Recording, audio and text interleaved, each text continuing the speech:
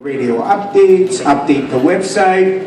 Every day we're going to get some updates from daily flyover, volume, direction. That's the goal here. I would miss the conversation because I was out being asked other questions. When is that going to be? I love Haas, love Steve, love all the kids over there. When is the 30th? Saturday, oh. I get to see a foundation dinner on my birthday for an 80-year-old Puna.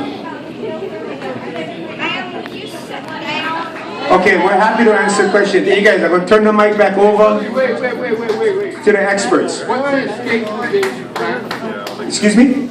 The exact escape and evasion plan? Well, no more. Highway gets cut. Where are we going to go? We're exploring that options right now as we speak. We're exploring it.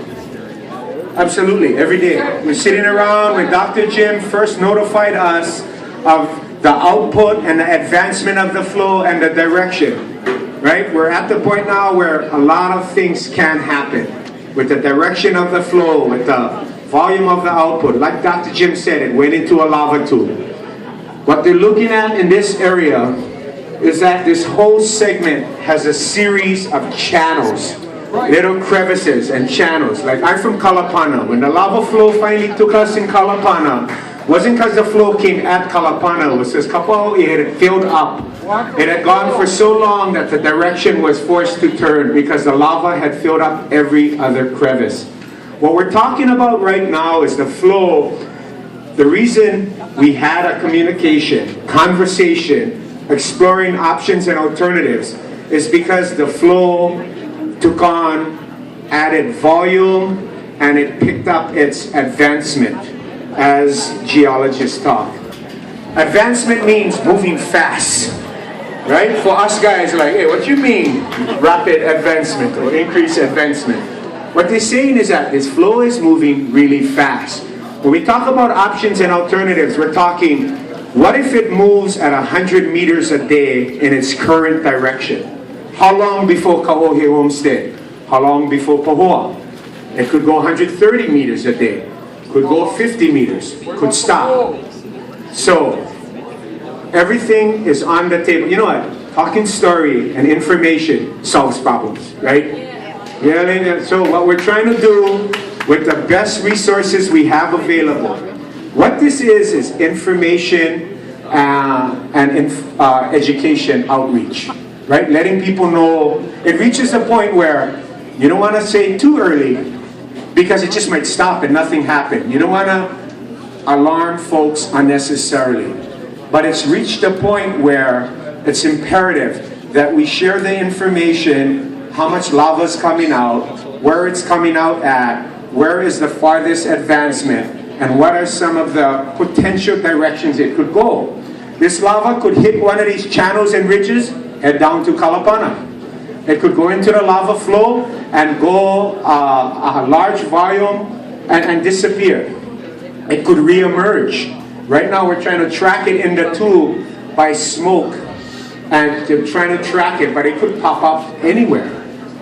But what is concerning, and correct me Dr. Jim, in our briefing, was that the source is not slowing down. So that's the alarming part. When we ask direction of flow, speed of flow, potential areas of impact, we ask, how is it at the source? Hawaii Volcanoes Observer is telling us it's not slowing down at the source. That being the case, the question is, where does it go?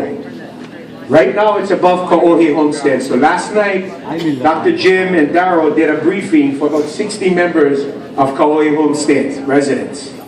Tonight is a greater community meeting. They'll be doing it tomorrow night and Thursday as well, I believe. So we're here to answer factual questions, direction, flow. But again, the challenge is when you look at the source, it's pumping a lot of lava. So we're crossing our fingers that it hits, that it vanishes. But these channels, as I understand it, when the lava hits it, what it does is it narrows it, which means it'll go faster. It'll narrow. It could fill up and then change direction. Like Dr. Jim said, it's in the tube. If it doesn't heat the tool properly before it moves, it's not going to flow through the tool. It's going to clog and plug. So we're hoping for the best, but as you said, we're exploring options involving what happens if. And that includes going through Chain of Creators Road, looking at alternate access, Mackay.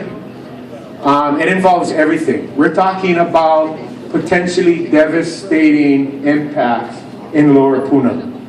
So, that's the information we have now. A lot of what if this and what if that calls for some speculation. We want to limit that as much as possible, but also involve conversations of what if, what if, what if. So I'll hand it over to Chief Darrow, and any questions? Do we have a facilitator, somebody to, can I ask one of us staff who's here? I know we have staff in the crowd. Can somebody